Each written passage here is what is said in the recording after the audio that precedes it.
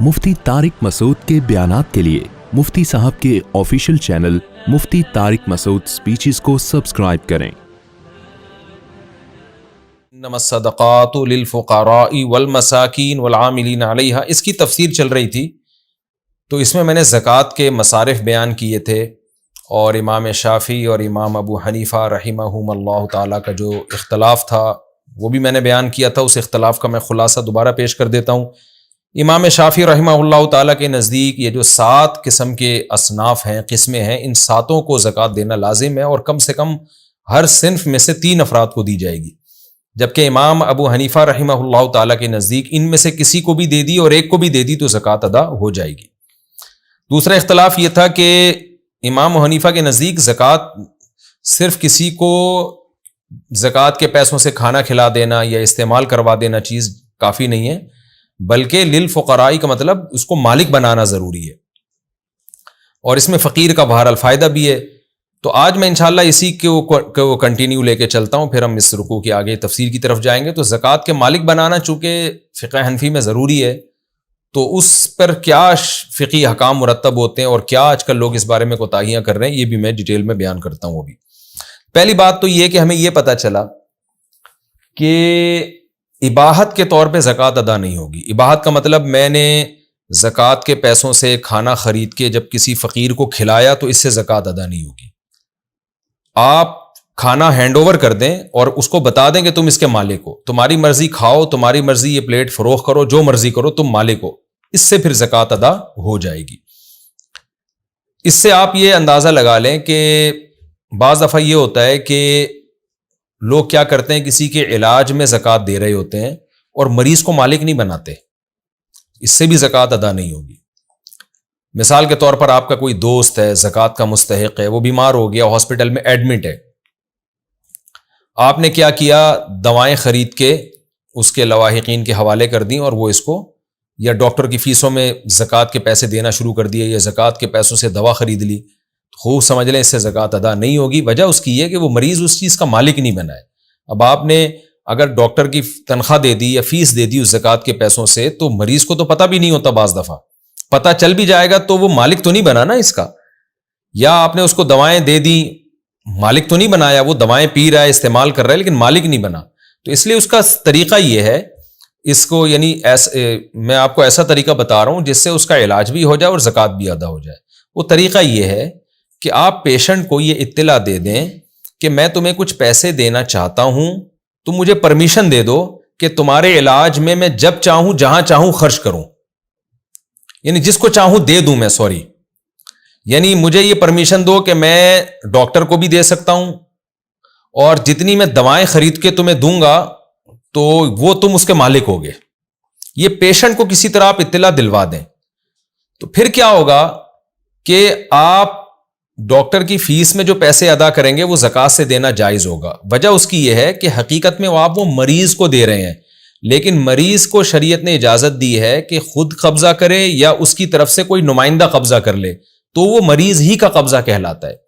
इसकी मिसाल ऐसे है, मैं ज़कात देना चाहता हूं वसीम को या जैद को। जैद ने कहा कि भाई मैं भी मौजूद नहीं हूं तो मेरी तरफ से तुम बकर को दे दो, बकर को मैं भेज रहा हूं तुम्हारे पास, बकर मेरा नुमाइंदा बन के आ रहा है, बकर को पकड़ा दो। तो जैसे ही मैं बकर को पकड़ाऊंगा ज़कात अदा हो जाएगी। वजह उसकी यह है कि वकील का कब्जा मुवक्किल का कब्जा कहलाता है। यानी और आसान करके समझा देता हूं, आपने किसी का कर्जा अदा करना था, जैद का आपके ऊपर 1 लाख रुपए कर्जा था, आपने जैद को 1 लाख रुपए कर्जा देना था। तो जैद कहता है यार ऐसा करो, मेरी तरफ से ना ये फलां को दे दो, बकर को दे दो ये पैसे, मैंने उसके पैसे देने थे, मेरे ऊपर उसका 1 लाख रुपए कर्जा था, तो आपने जो मुझे 1 लाख रुपए देने ये बकर को दे दो आप। तो अब बकर क्या होगा, ये जैद का नुमाइंदा बन जाएगा, वकील बन जाएगा। तो बकर को देना जैद ही को देना कहलाएगा। फिर बेशक आगे वो बकर जैद को दे या ना दे, ये उसका हेडिक है। तो वकील का कब्जा ये मुवक्किल का कब्जा कहलाता है। लेकिन इंसान किसी का वकील जब बनता है जब उसके मुवक्किल ने उसको वकील बनाया हो। पहले पैसे दे दिए बाद में वकील बना दिए, इससे नहीं होता अदा। मिसाल के तौर पर आपने बकर को पैसे दे दिए ज़कात के, नियत आपकी है कि मैं जैद को दूं, और जैद ने बकर को वकील बनाया नहीं है, تو اس سے زکوٰۃ ادا نہیں ہوگی. تو اب یہی مسئلہ ہے کہ اگر آپ نے پیشنٹ کو بتائے بغیر ڈاکٹر کی فیس میں زکوٰۃ کے پیسے پہلے دے دیے اور پیشنٹ کو بعد میں بتایا تو اس سے زکوٰۃ ادا نہیں ہوگی, کیونکہ وہ ڈاکٹر پیشنٹ کا وکیل بنا ہی نہیں تھا, اس کا نمائندہ بنا ہی نہیں تھا. تو آپ پیشنٹ کو کسی طرح یہ اطلاع دلوا دیں کہ بھائی میں تمہیں کچھ پیسے دینا چاہتا ہوں. یہ بھی بتانا ضروری نہیں ہے کہ میں زکوٰۃ دینا چاہتا ہوں. جب آپ کسی کو زکوٰۃ دیتے ہیں تو شریعت میں دل میں نیت کافی ہے. زبان سے یہ کہنا کہ میں تمہیں زکوٰۃ دینا چاہتا ہوں, یہ زبان سے کہنا ضروری نہیں ہے. دل میں نیت کریں, زبان سے بے شک گفٹ کا نام دے دیں آپ اس کو. تو دل میں آپ یہ نیت کریں کہ زید بیمار ہے, اس کے علاج کی فیسوں پہ بہت پیسہ خرچ ہو رہا ہے اور وہ زکوٰۃ کا مستحق بھی ہے, تو میں ڈاکٹر کی فیس میں زکوٰۃ کے پیسے دینا چاہتا ہوں. تو آپ زید کو کال کر کے یا اس سے مل کے کہیں کہ بھائی تم ایسا کرو کہ میں جو ہوں تمہاری طرف سے کچھ پیسے ڈاکٹر کو دینا چاہتا ہوں اور یہ میری طرف سے گفٹ ہوگا. تو زید کہہ دے کہ ٹھیک ہے, میری طرف سے اجازت ہے.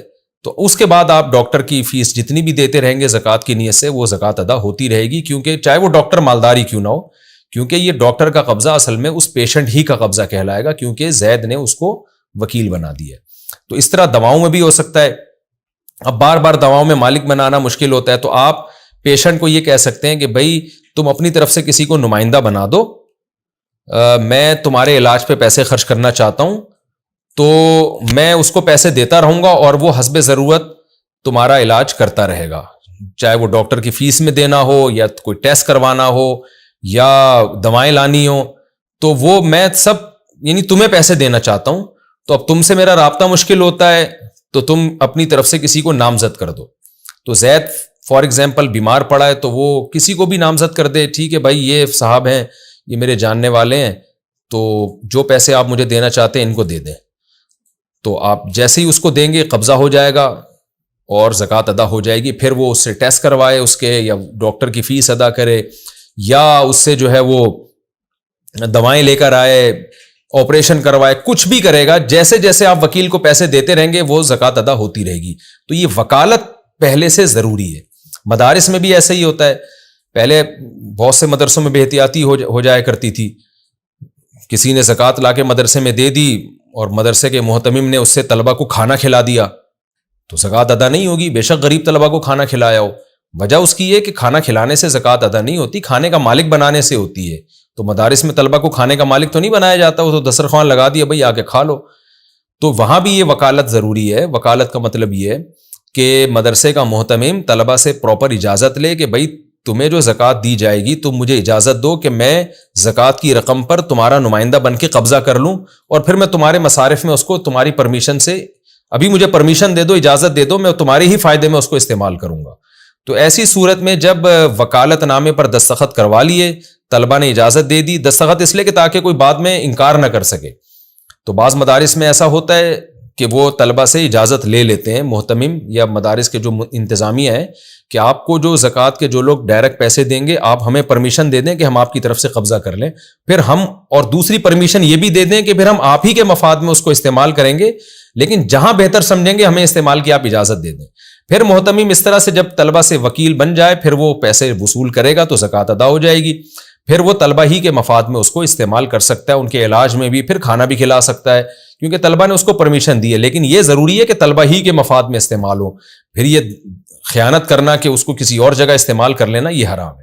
تو خلاصہ کیا نکلا کہ زکوٰۃ میں مالک بنانا ضروری ہے, چاہے اصل غریب کو مالک بنائیں یا اس کے کسی نمائندے کو مالک بنائیں, لیکن وہ نمائندہ اس کی طرف سے نامزد ہو. نمائندے کو دے دیں گے پھر نمائندہ اس کی مرضی سے جہاں چاہے استعمال کرے.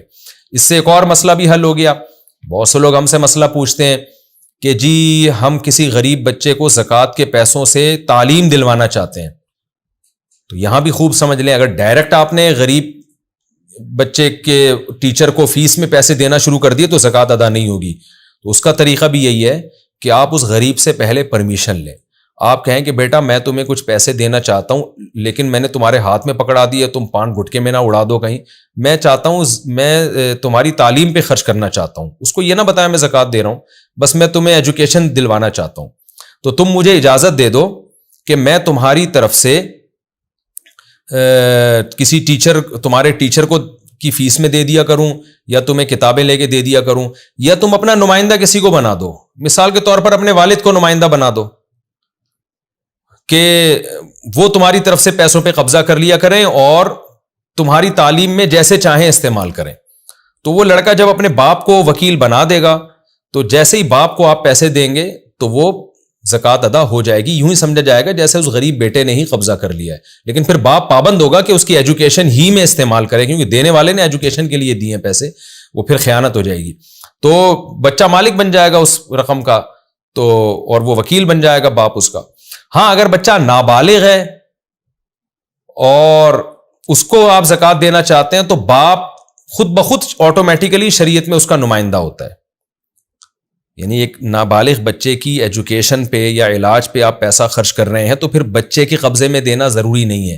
پھر جو بچے کا باپ ہے وہ آٹومیٹیکلی اس کا وکیل ہے, چاہے بچہ اس کو وکیل نہ بھی بنائے, تو باپ کے قبضے میں دینے سے بچے ہی کا قبضہ کہلائے گا. اگر بچہ نابالغ ہے تو خوب سمجھ لیں, پھر بچے باپ کو دے دیا تو وہ بچے کا قبضہ کہلائے گا.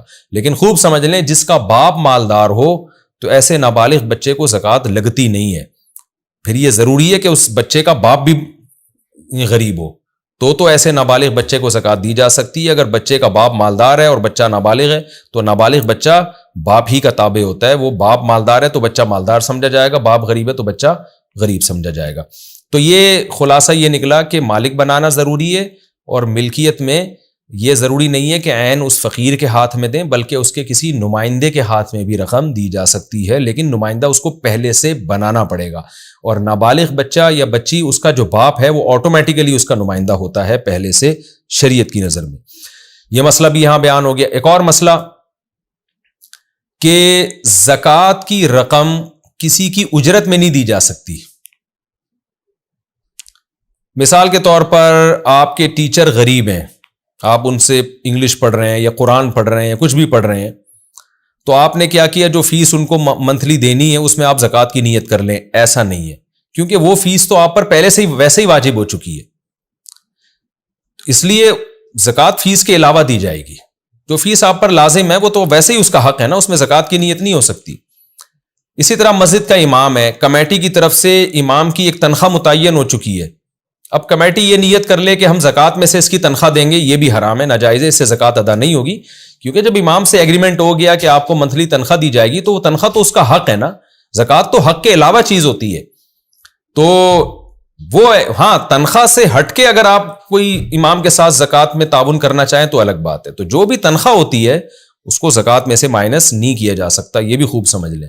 ہاں وہ جو میں نے ابھی ڈیٹیل بیان کی کہ کسی کو وکیل بنا دیا اور وکیل کو زکوٰۃ دے دی, پھر وہ جو چاہے تنخواہ میں بھی دے دے اس کو, لیکن ڈائریکٹ کسی کی تنخواہ میں وہ تنخواہ جو ویسے ہی لازم تھی آپ کے اوپر, اس میں زکوٰۃ نہیں دی جا سکتی. اسی طرح فیکٹری کے جو ملازمین ہیں, بعض سیٹھ لوگ یہ کرتے ہیں ان ملازمین کو تنخواہ دے رہے ہوتے ہیں, اس میں زکوٰۃ کی نیت کر رہے ہوتے ہیں, یہ بھی ناجائز ہے, اس سے زکوٰۃ ادا نہیں ہوگی. ظاہر ہے اس کی تنخواہ تو ان کو کام کے بدلے میں دی جا رہی ہے نا وہ تنخواہ, تو تنخواہ الگ سے دیں اور زکوٰۃ پھر الگ سے دیں.